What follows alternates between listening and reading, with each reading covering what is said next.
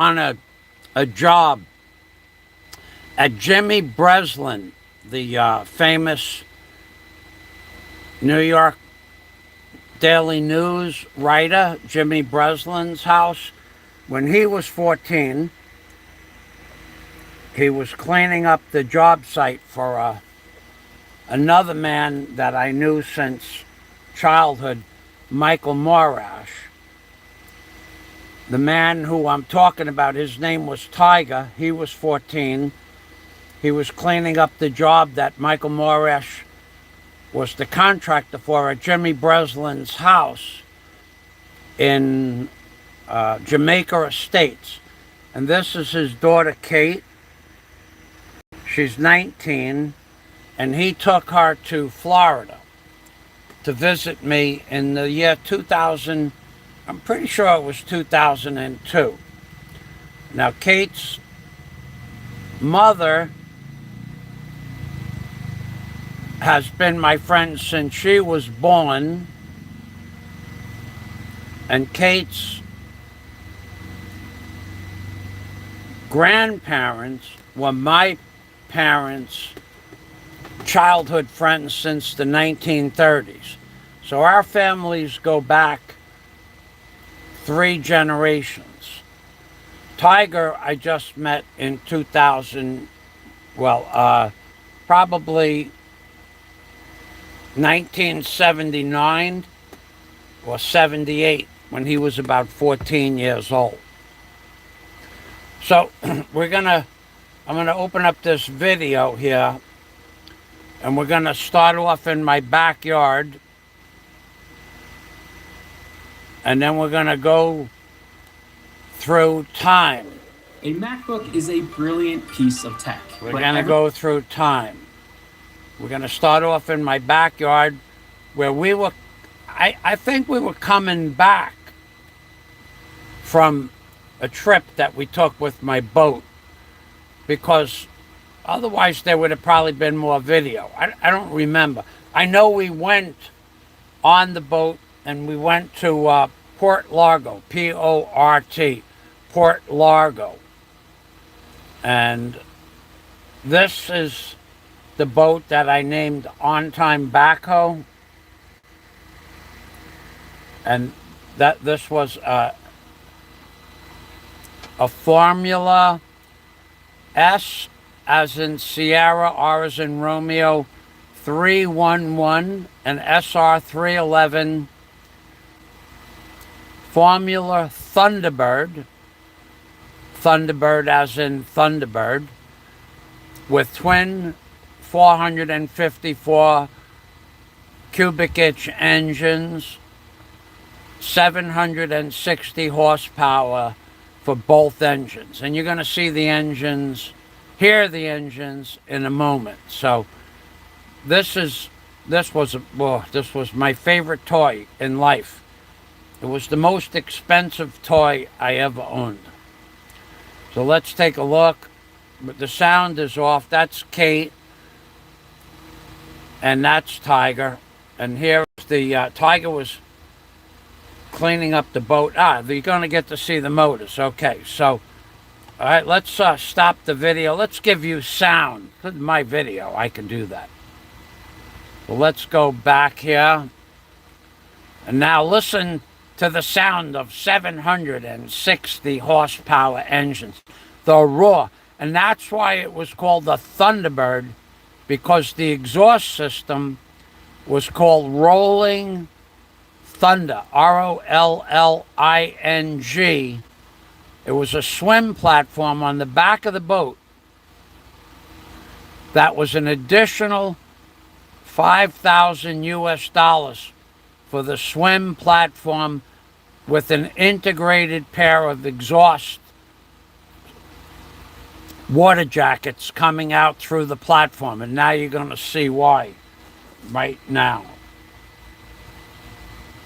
Oh, we got to get the sound. There we go. Ready? Listen to this. This is magic. And this is these are mirrored surfaces so that you could see a little bit of the motor. It's Mylar on plexiglass, but you could see the motors from the pilot's house or the seat, but also it brought light into the motor package so you could see more light. So let's listen to the sound of two 365 horsepower engines, the roar of rolling thunder, 5,000 US dollars only for the swim platform. Here we go.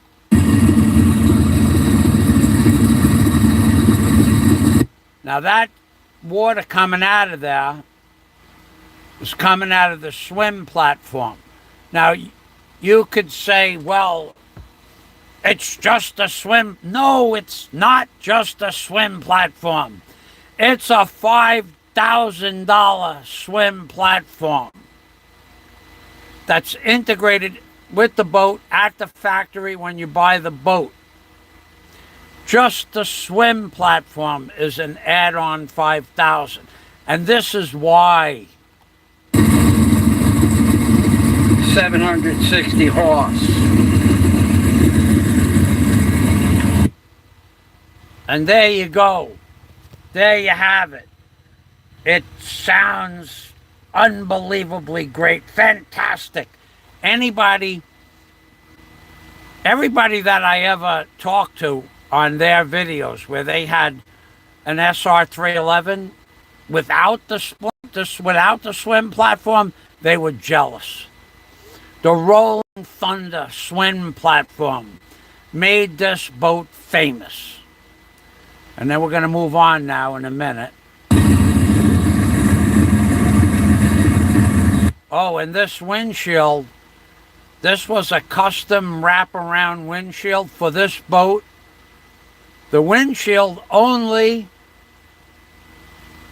7,000 US dollars for this custom windshield. 7,000 US dollars for this custom wraparound windshield. They had a different design on an earlier model, but this was 7,000 US dollars for a windshield. Yes, ladies and gentlemen. And these seats,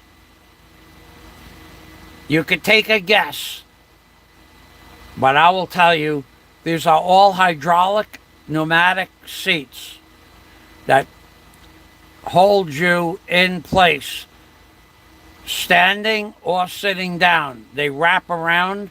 These seats, 5,000 US dollars for each seat.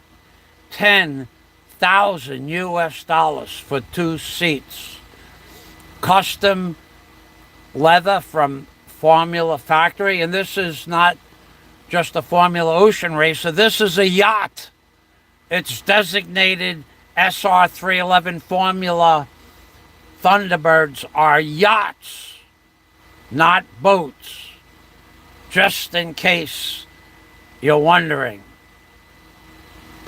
If it's a yacht or is it a boat, now you know. And we could look that up later on. Let's move on a little bit.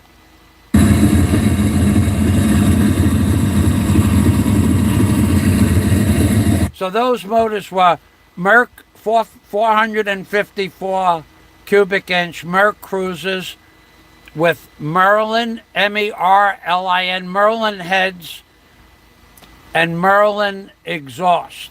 Square port, they call that.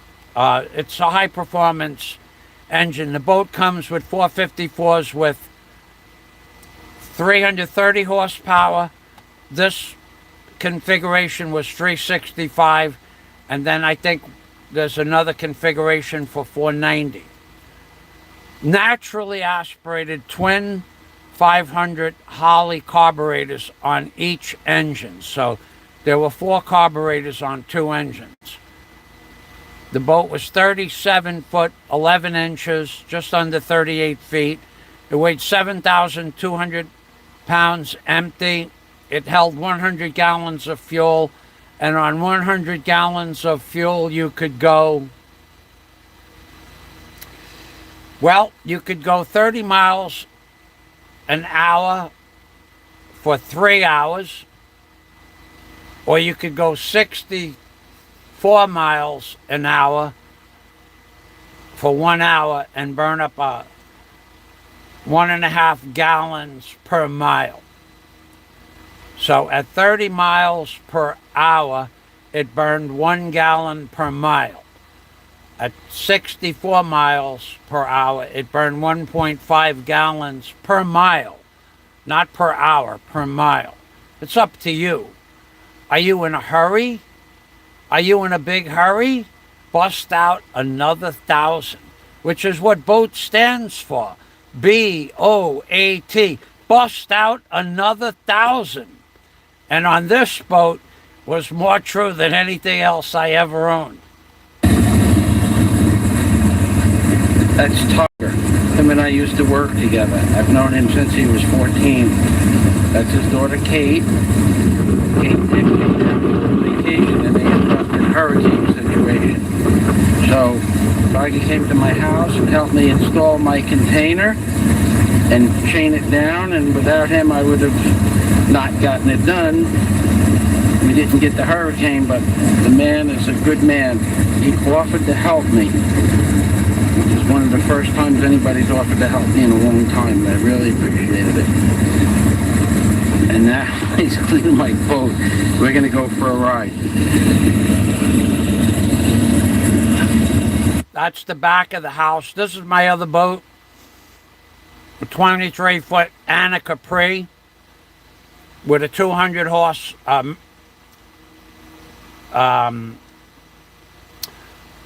Mercury engine. This boat went about 40 miles an hour. It was a day boat, a boat for day snorkeling, day diving, not made for the ocean. Where I lived, the ocean was the ocean. We were in the ocean. We were 100 miles offshore in Key Largo. When the ocean got snotty, this boat got put away, and we busted out the big boat. And this boat was an Anna Capri, A-N-N-A, Anna Capri, C-A-P-R-I.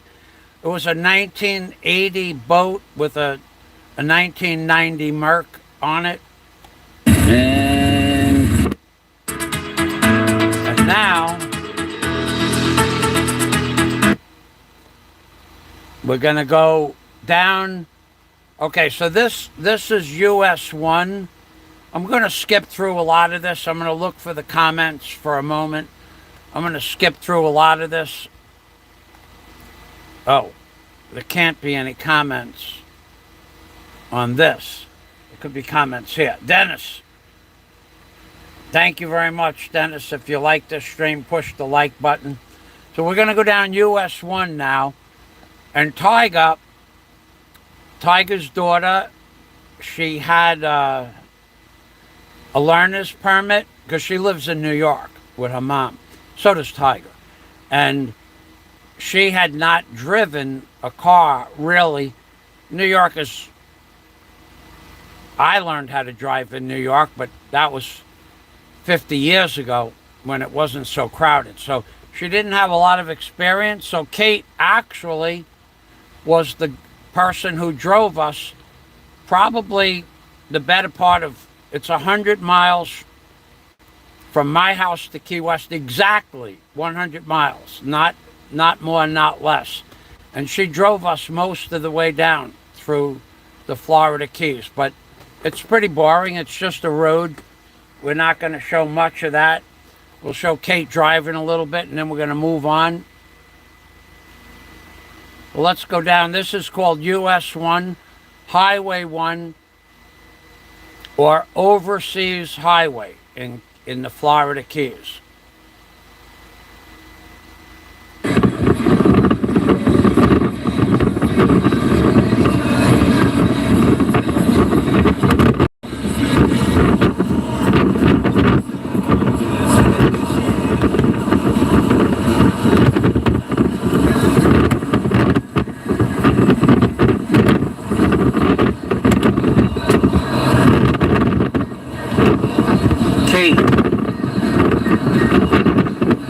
Okay, so she actually did quite well.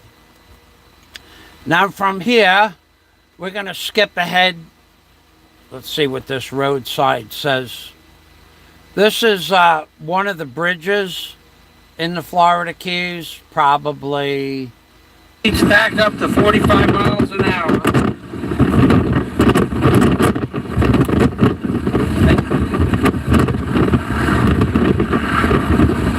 And this bridge is. This is the bridge from Big Pine Key to Little Torch Key. Because if I said it's back up to 45 miles an hour, we went through anybody that ever drives down US1 to the Key West, there's a place, it's called it's called the Sanctuary for Key Deer, Key deer. It says 20 miles per hour on the island of Big Pine Key. If you go 21 miles per hour, you are 90% guaranteed you're going to get a ticket. That's at night. In the daytime, I think it's 25 miles per hour, but that was 20 years ago. But if you go 1 mile an hour over the speed limit, you're going to get like $100 ticket.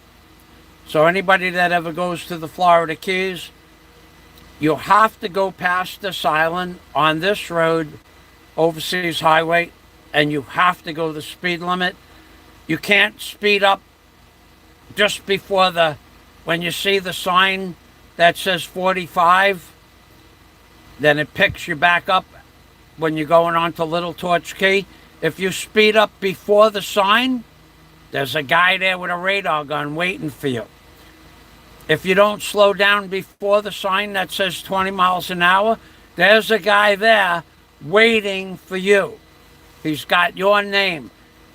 Probably, it would not be Trooper Bob, but he's got 100 tickets on the seat of his cruiser, all made out for that day, except for your name, the date, and the time.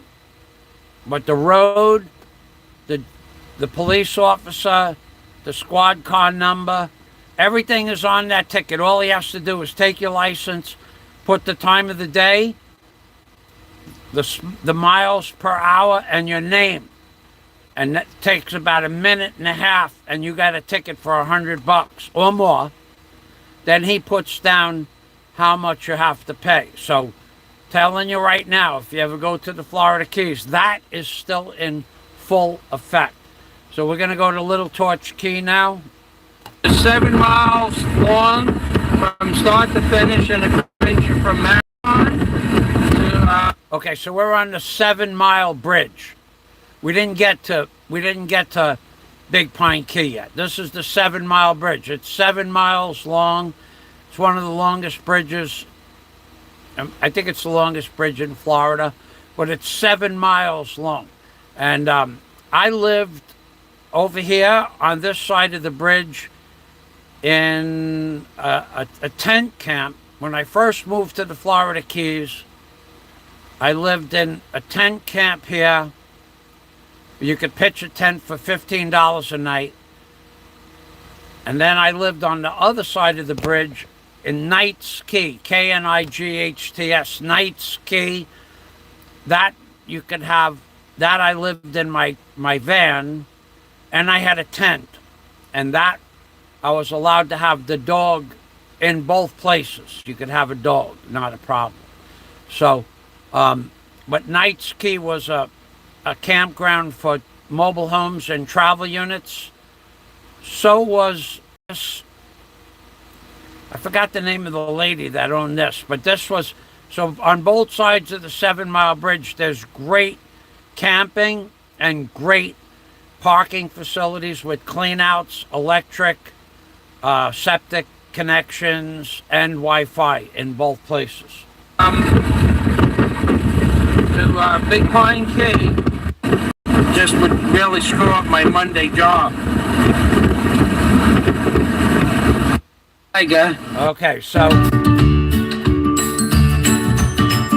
what we did was we bypassed 50 50 miles of road we bypassed just now. Now we are on what is called a lookout in Key West. And this is the center of town, and the walkway parapet goes all the way around the building, and it was free.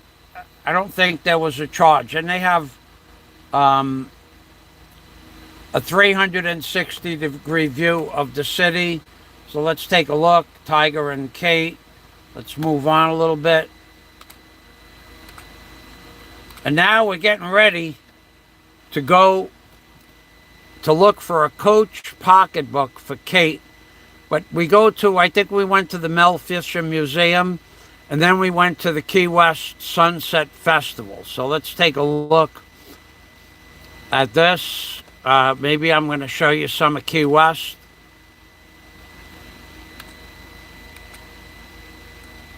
Tiger's taking a picture of me taking a picture of Tiger. And this is the view from this vantage point of Key West. One side of Key West. Let's skip ahead a little bit. And these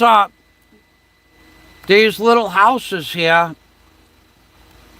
these tiny little houses, they're bungalows about 20 by 25.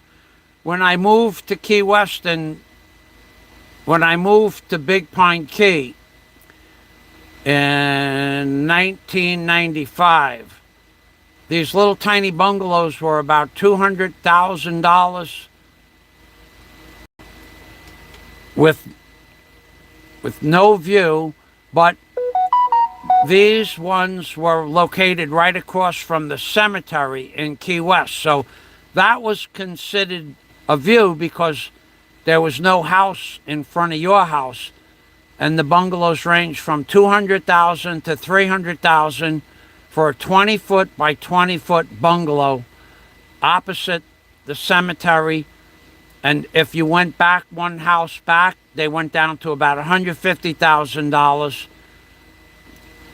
for a 20 by 20 bungalow with around the perimeter of the house was about an 8-foot easement.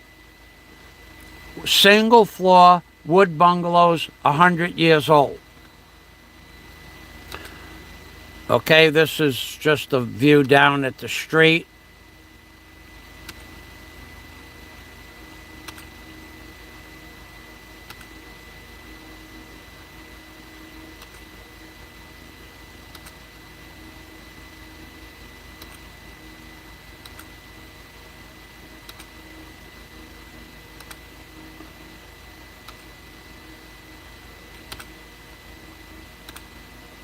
I'm skipping ahead in 5-second increments because I only scanned this video at 1.75 speed last week. There's nothing bad in the video, but I don't know what's in the video per se.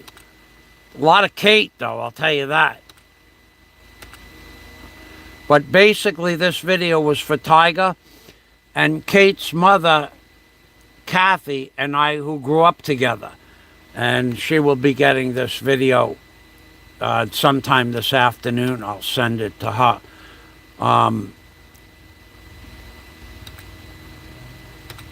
This is the building, of course, and this is more pictures of the same. Ah, here we are. Kate, I think Kate knew that they sold Coach bags in Key West before we got there, because I think she was internet savvy in 2001. Most of the young people were. So we're at the Coach bag shop here, and they have bags here from $49 up to $1,000. And Kate picked out a bag for, I don't know if it was $199 or $299. And some of these bags, like I said, like that bag could be $150. It could have been $350. I don't know bags. So, but some of the bags that are made by Coach go up to $1,000. We're going to skip through this.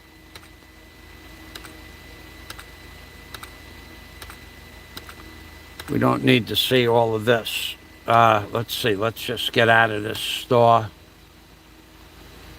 We don't need to see 100 pictures of Coach pocketbooks.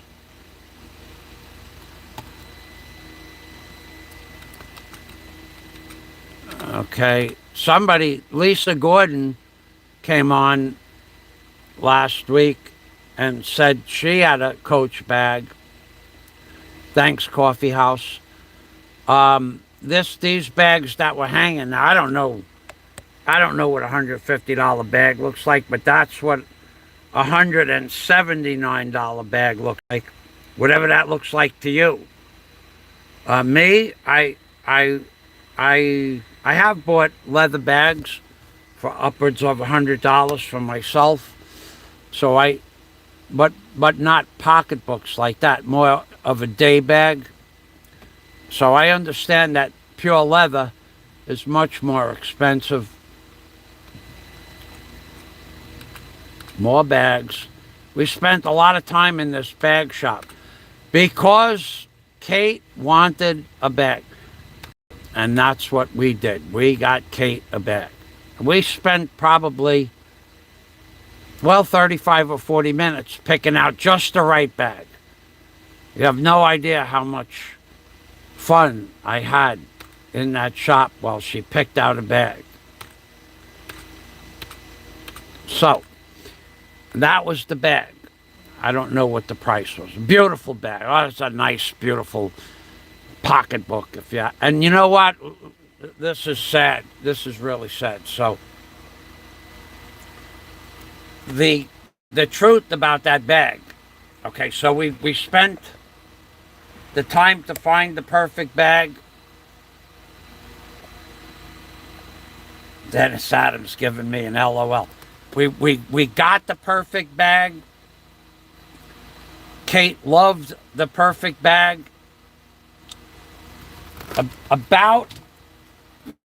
Tiger and I kept in touch until I moved pretty much to the Philippines. And he and his wife separated. So I kept in touch with his wife because her and I have been friends since she was born, and our families go back 3 generations. Now, I could talk to Tiger, but I kind of,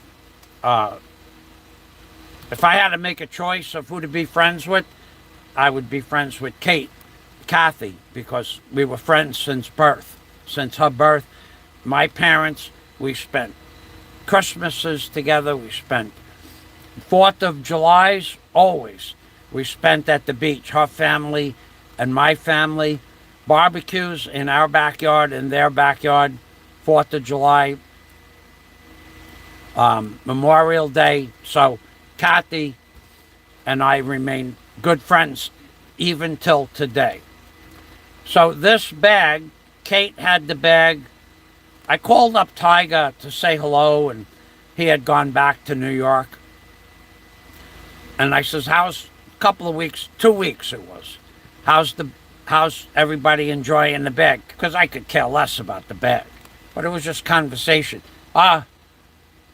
Kate went to a party of all friends, and one of her friends stole the bag at the party. She put it down, and somebody stole the bag. So I said, what are you going to do about that? He goes, I'm going to buy her another one.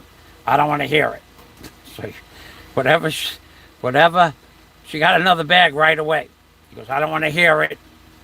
And no, he didn't want to hear it from me. He didn't want to hear it. He didn't care what she said. He goes, I don't want to hear it, Michael. Because I said, that's a lot of money for a pocketbook, Tiger. I don't want to hear it. And we were in the store, outside the store, really.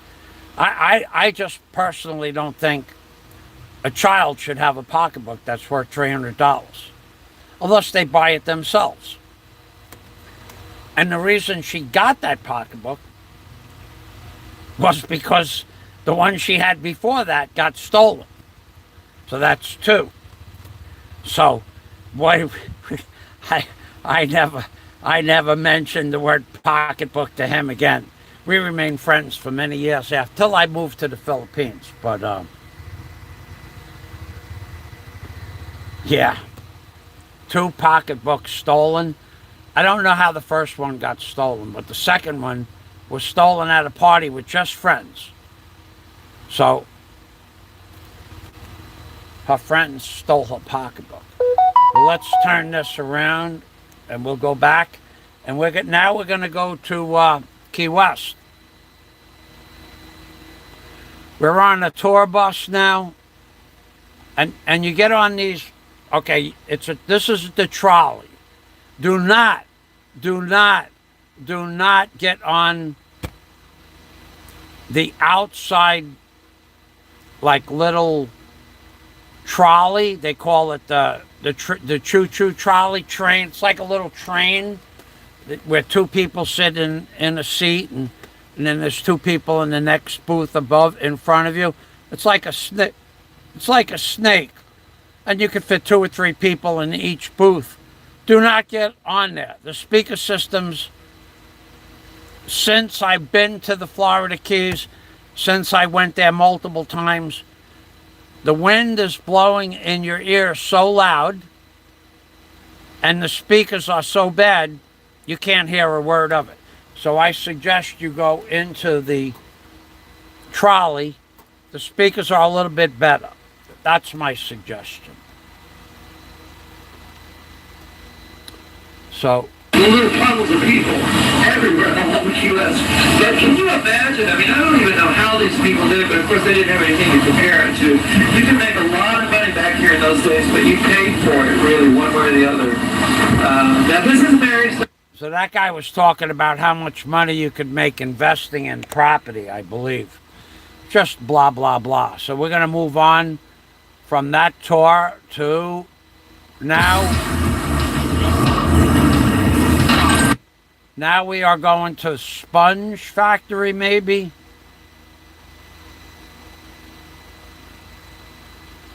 This might be the Mel Fisher Museum. Okay, let's take a look. It's one of the wealthiest down the island. On this whole square, look at that waterfall. Big building right across the street. Just gonna make that up. This could be the Mel Fisher Museum. I think it's a $2 entrance fee. And I'm going to tell you something. I had my mother in stitches in this museum. So we're in the museum, and in the museum, there's a gold bar inside a glass box. And you're allowed to put your hand in and touch it. It's a solid gold bar. So the Mel Fisher is discovered the biggest discovery of pirates' gold or Spanish gold in history. But I don't believe that he gave it all, because as soon as you find a shipwreck, you have to declare it to the state of Florida. They come in and they have supervision over the salvage. And everything that comes up out of the water goes into bags, boxes, containers, storage units, and the government then writes down what it is, how much it weighed, what part of the wreck it came from, and they document the pieces. I think Mel Fisher was down there for quite a while, a couple of days, couple of weeks, maybe a couple of months, taking stuff out of there, because the government takes it from you. Then they decide later on if that's yours or not. So most people that find shipwrecks don't report it right away. And that was not the biggest haul of gold and silver, but the biggest haul of Spanish galleon gold rings and coins and pearls and stuff like that. There was a bigger load of gold found just sitting in the mud. A ton of gold just sitting after a big storm. There was just a pallet of wood with a ton of gold on it, just sitting there. Somebody went swimming and they looked down and there was a pallet of gold, and it was worth $100 million, something like that. It was just sitting there by itself, just a pallet of gold, of gold bars, hundreds of gold bars. I think that was the biggest haul. So anyway, at the Mel Fisher Museum, I got my mother in there, and we were laughing at the prices. So there was this thing. It was about the size of a split pea. And it was the split pea part, not the whole pea. It was about half the size of a green pea. And it was brown. It looked like dirt. It looked like rust or dirt. And inside that dust or dirt or coral that you could not see, inside there was a speck of gold inside that. But you would never be able to see it because you'd have to break it apart. The whole thing was only this big. That big.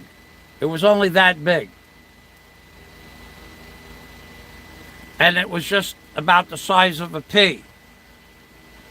And inside the crust of the pea that they checked with radiation, like X-ray, there was a piece of gold in there. How much do you think? How much do you think they wanted for that piece? How much? Take a guess. I don't remember. It was more.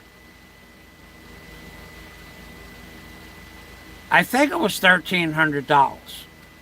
I think. Because it was crustated gold from, they were sure it was from the Mel Fisher wreck. Oh, it was authenticated. And then inside there was less than, not a gram. There was not a gram of gold in there. There was less than a half a gram. It was a speck of gold. I think they wanted $1,300. So I said to my mother, do you see anything you want? And she goes, yeah, I'd like that. The split pea thing. So I told the guy we're going to take that. And my mother looked at me. Are you crazy? We're not taking that, she told the guy. No, we're not going to take that. So, but she was laughing because I wouldn't have bought that. I would not have. She could have pretended she was Flipper and jumped through hoops in the open ocean. She wouldn't have got that thing for a gift, that's for sure.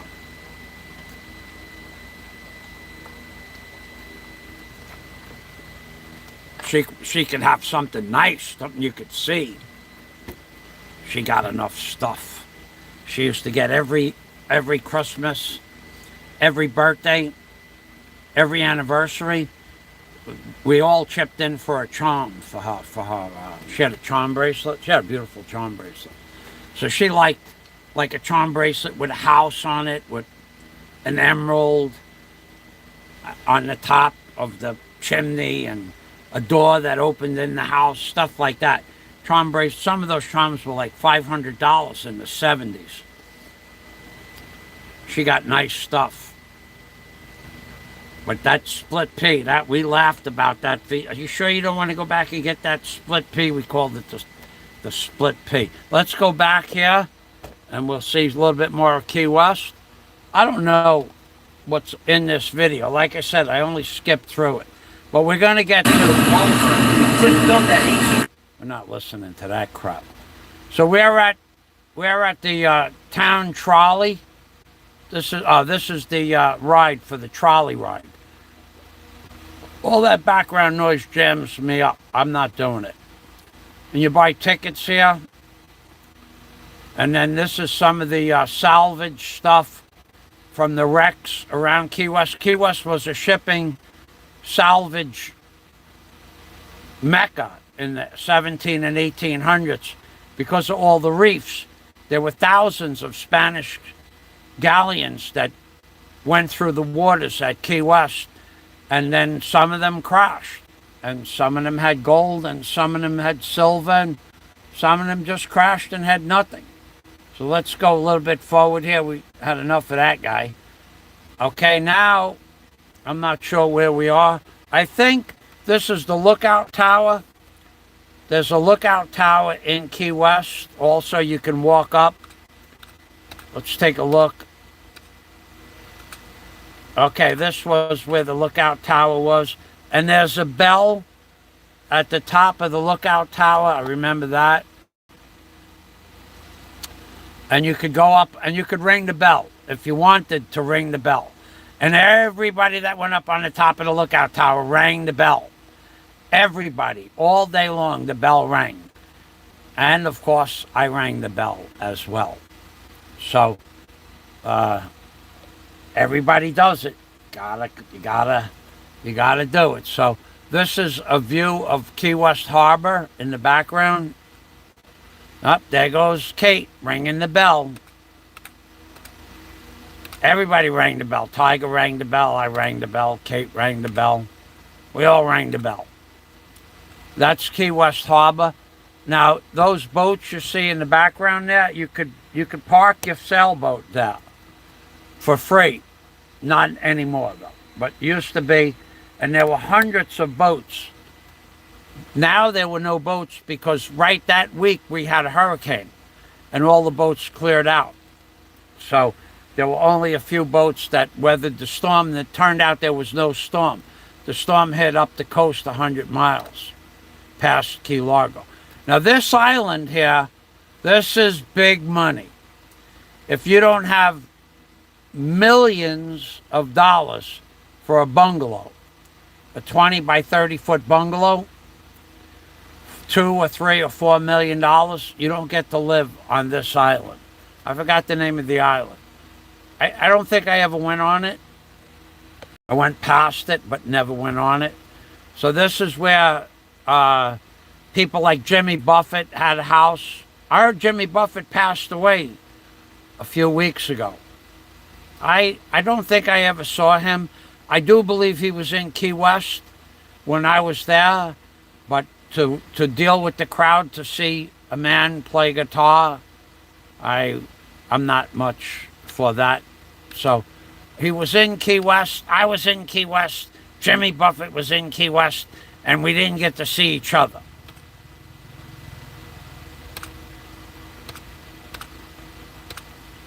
He missed me and I missed him. Missed him by that much.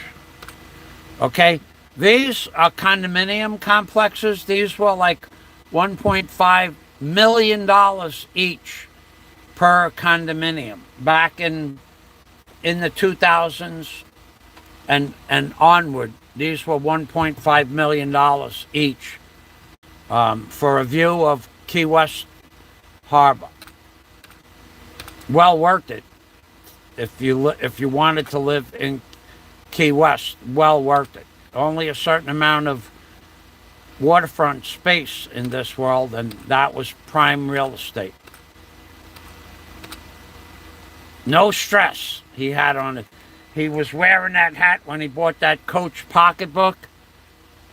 No stress. Good that he had no stress. It would have stressed me out.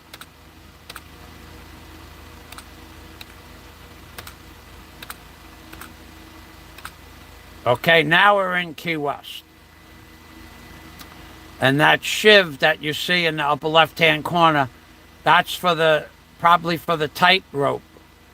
For the man that walks the tightrope. Or there's also a dog that walks the tightrope, and there's also a cat that walks the tightrope. Okay, that's That man is multi-talented, that guy there. He was there since the 1990s when I got there, 95, 93, actually, 94. He's been there. He's probably still there. So he does about 6 different types of acts. And let's listen to him. And he gets people to join in the audience.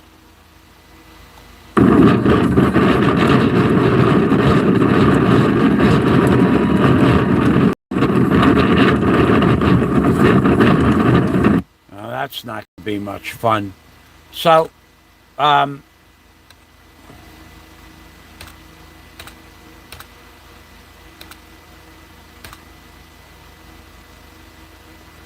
he does about several different shows. I don't even remember. It's been 20 years since I saw him. Not 20, but 15. He does a juggling act, if I remember correctly. Now, this is Sunset Festival. This pier here, when Tiger was here, they were building this pier, and on this pier was where the Disney cruise ship ports in Key West now. So this pier was being built for Disneyland and Disney World and the Disney cruise ship.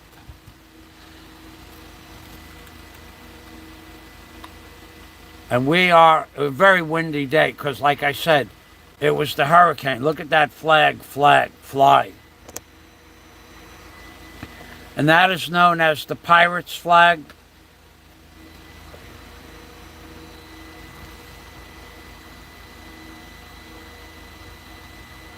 Okay, he's going to ratchet up his high wire act now. That's the cable. And then he's probably going to walk across that high wire. He was multi-talented, this guy. Really was multi-talented. We could put this on. It's my video.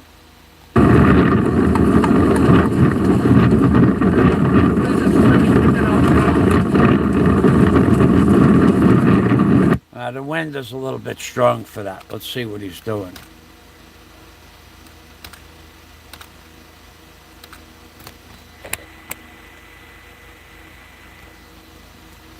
So this is one of the shows. There's about 200 shows on this pier. But again, you see we have gale force winds here. And there wasn't a lot of people in Key West. You may never see this few people in Key West again forever. For the rest of your life, you will never see this few people. All right, so is he going to go up now? Let's see what he's going to do. Here he goes. Oh, let's get that back here. Very strong man, too.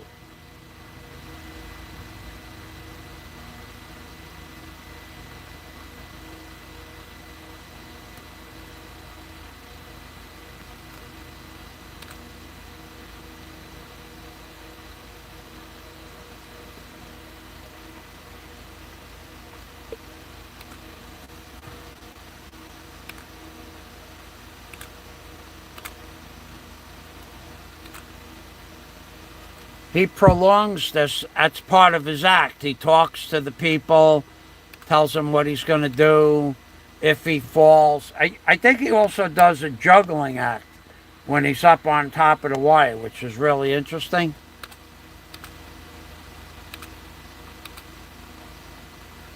Oh, another commercial.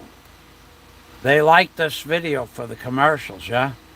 Okay, so I'm not sure if we catch that juggling act.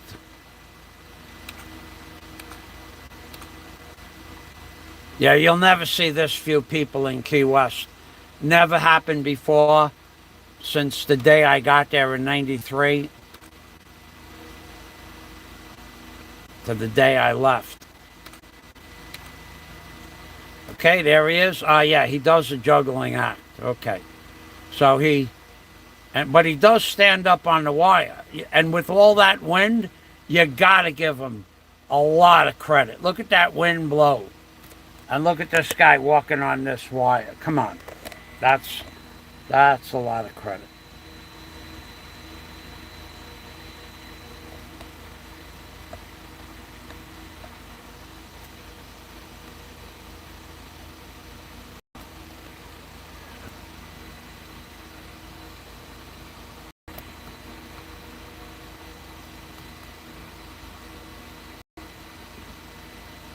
It's really windy up there too. If you listen to the sound, you could listen to that wind.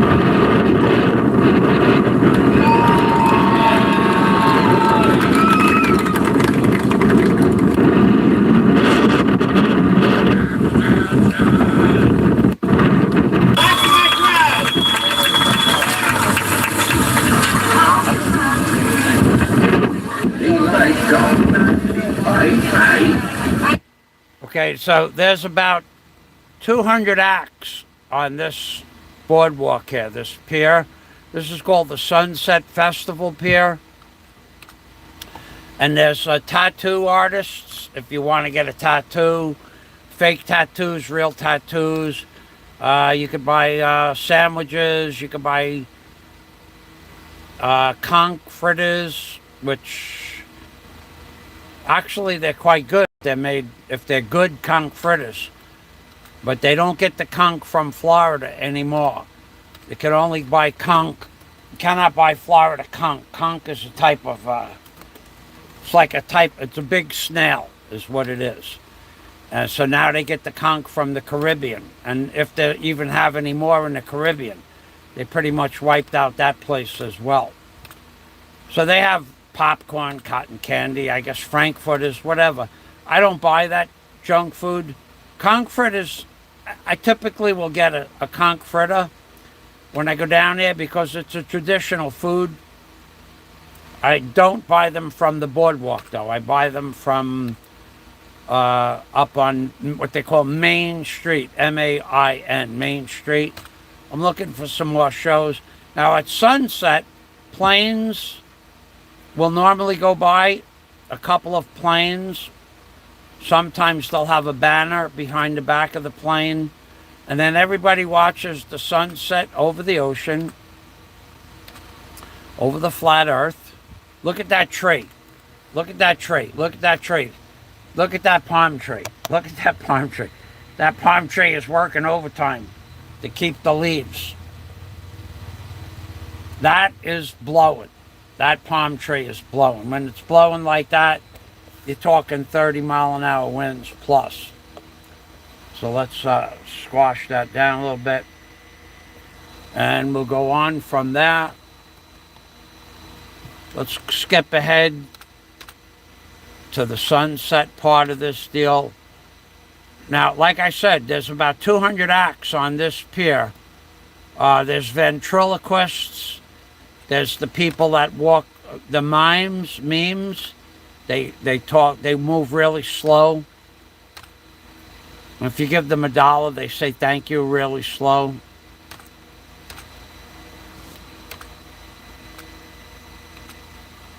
There's the sun, baby. Look at that sun, how it used to be yellow and now it's white. We don't get yellow sunsets here in the Philippines anymore at all. We don't get to see the sunset at all. Haven't seen a sunset in 1.5 years or 2 years here. It's always cloudy on the horizon. In the Philippines, we're talking about. There's no more sunsets here. You don't see the sun rise. It rises from the clouds and it sets in the clouds because they are, in fact, putting vapor in the sky.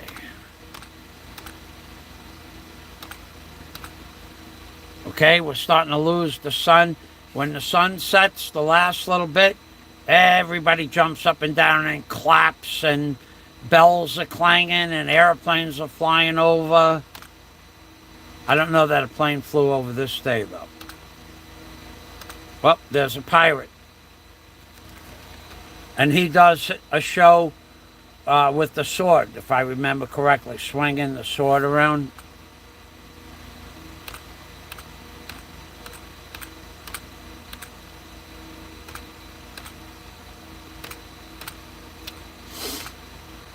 Yep, a rainbow. You can't see it, but there it is, a rainbow. That's a little better. My dad and I used to come down here every year, once a year, right after Christmas. We would come, Christmas or New Year's, we came down for the Christmas festivities. It's much the nicest time of the year in Key West is from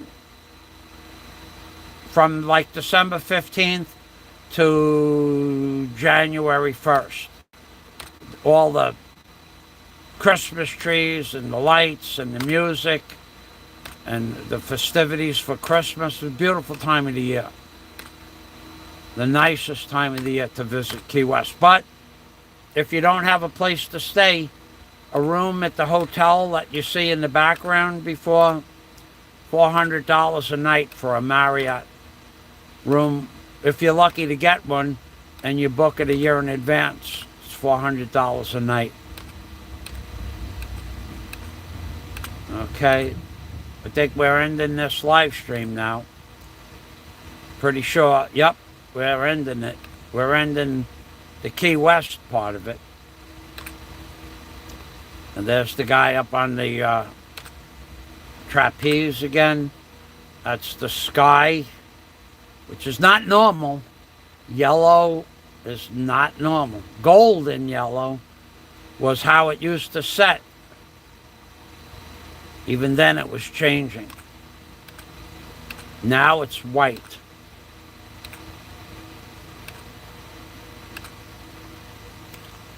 Okay, that's it. So I'll send this out to a few people that were waiting for it. I don't know that I'll make that video public. I think I'll talk with Kate's mom before I do that.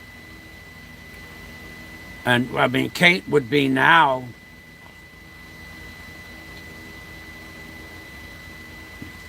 she'd be 40 years old. I guess it would be okay. I would ask permission though first. There's nothing in the video that isn't allowed, but I would ask her mother first because we've been friends for a long time. I told her I'd ask her before I released the video. The only thing in the video that you might want to watch if I post the video is inside the Coach Pocketbook place. I was videotaping the event. It was the event of a lifetime for me to watch a man spend $300 for a pocketbook. That was, I mean, I used to dump that much fuel in my boat in the morning. Tiger and I may have used $150 worth of fuel just to tool around from Port Largo and back. But $300 for a pocketbook? I wouldn't do that. So the lady in the pocketbook store, I didn't know until we got to the counter, but there was no signs that said no video. This is 2002. We didn't have those problems back then. But she didn't want the video to be made of me doing, I think Tiger was putting his credit card down on the counter And then Tiger said, no video. I says, are you serious? Maybe because of his credit card. I never looked. I remember that. And I watched it last week. I just saw that one part. He goes, no video, no video. I was laughing. No video. What do you mean no video? So anyway, I made the video anyway. I shut the video off at that point. But up until then, I walked around the store for 20 minutes. Nobody said anything. If you don't say anything, I don't know. Not only that, that was probably the first time I ever encountered a no video. Well, no. There was no video in the airport. I took my mom to the Atlantis Hotel for 10 days. I got a good discount. $1,000 a night for a room. Center, 7th row. 7042 or 0742 the room was. For 10 days. What a deal. $1,000 a night. And at the airport, we literally left on my birthday, September 25th of 2001. And I was making video at the airport, and the TSA agents or federal police said no video. Well, that was probably the first time I was ever stopped making a video in my whole life. But then, when we got to the Bahamas, you were allowed to make a video at the airport. I have video of that also. That was a beautiful trip. I went swimming with the sharks.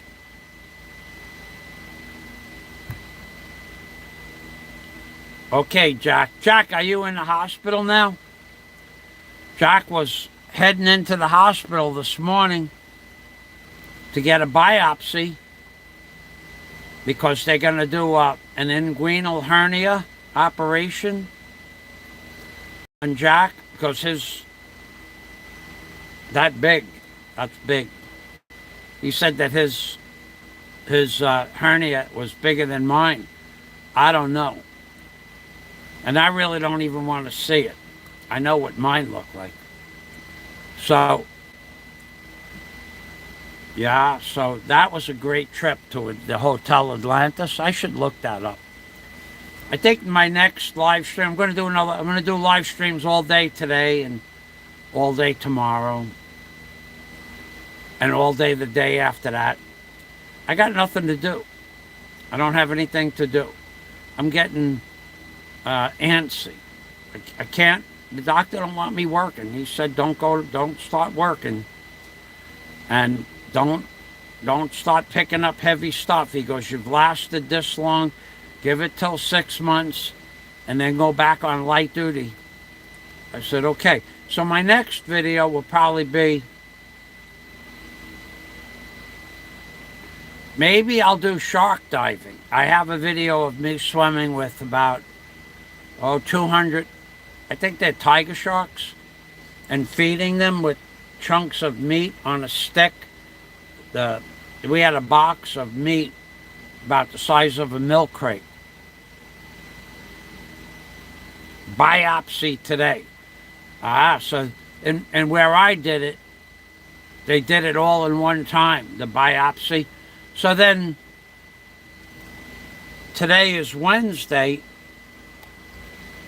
Did you ask them if they're going to take bits and pieces from you? Are they going to tell you up front, or are you just going to wake up with a new voice? Jack is going in, so in 2 days, Jack is going to have surgery. So they're going to do a biopsy, and then they're going to decide if they're going to take off bits and pieces from Jack. So are they going to let you know in advance, or are you just going to wake up talking like a lady?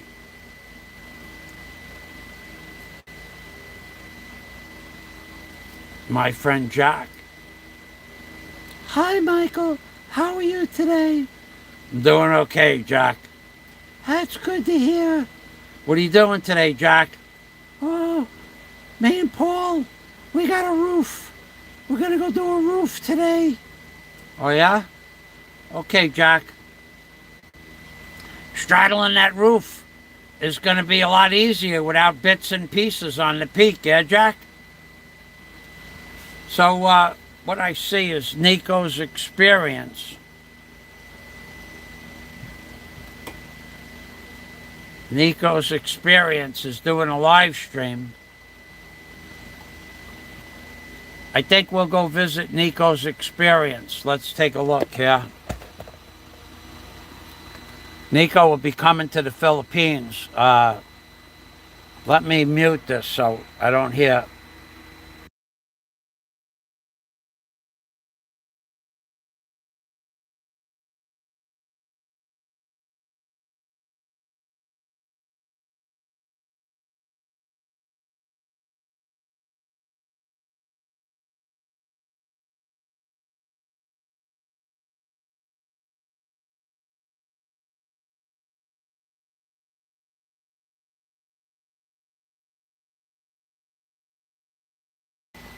My friend Michael Hunt, Hunt, is here, so let's say hello.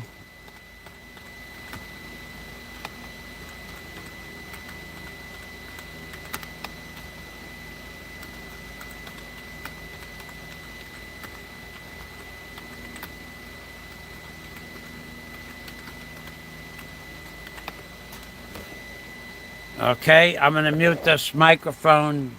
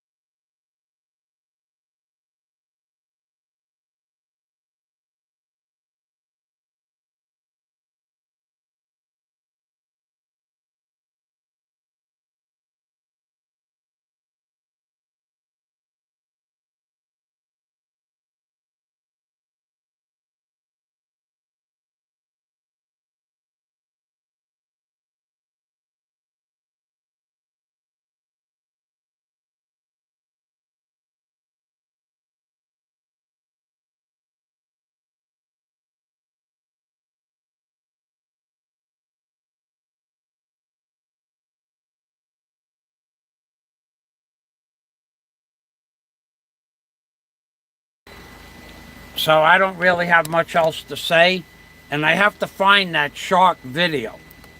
I'll either do a shark video of me swimming with about 200 tiger sharks, big ones, 6-7 feet. I even have video of punching the sharks in the nose. Literally. Because if they come straight at you, we were instructed to punch them in the nose if they come straight at your face. Now, there are so many sharks in the water where I'm going to go swimming with the sharks that the water is churning under the ocean. We're in about 30 feet of water. And there's a fellow with a box of food, and he puts a chunk of food about that big on a stick, and the sharks take it off the stick. No hooks on the stick, just the sharks can take it. So every day at that spot, when the divers go there, the sharks go there. It's feeding time. It's what they do. It's in the Bahamas. It's really dangerous. The sharks can bite your hand off. There's no doubt about that. And they're big. Some of them are 7, 8, 9 feet long. But they're not great white sharks. I think they were gray tips, forgot the name. Tiger sharks, gray tips, silver tips. Who remembers? That was in 2001. But not a lot of you people have gone shark diving. And not only that, people have lost limbs from feeding the sharks in that group, from that dive center, in that location, that year. So you are instructed to go to the bottom. You overweight yourself. Go to the bottom and kneel on the bottom of the sand and watch the show, because the water is churning up so much. There are hundreds of sharks. It picks you up from the water current. And then once it picks you up, the sharks, they go underneath your legs. They go under your arms. They bump into you. And you're instructed to never open up your hands. Keep your fingers closed like that. Keep your hands to your chest like this. There are specific instructions when you're going to feed the sharks. Not a lot of you people got what it takes to do some of the things that I've done. We know that. That's understandable. But shark diving, I would even admit, is a little bit nuts. It's off the chain nuts, because people are attacked not daily but weekly, certainly monthly, on that site, from that dive center, on that location, doing shark feeding, because they go into a frenzy. So I'm going to go back over to Nico's experience and take a look. Thanks for watching. I'm Ping Permy from the Philippines, baby. And my next video in about an hour from now will be the sharks, or an island that's located about a mile from where I live.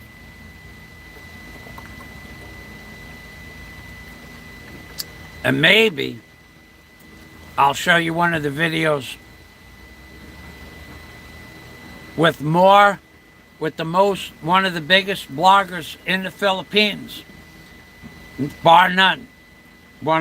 Are friends of mine, and we're at the island, all of us together, but you would not recognize them with the hat and the scarf and in the bathing suit and under 3 feet of water. But yeah, that was one of my favorite videos, but you would never know who it was.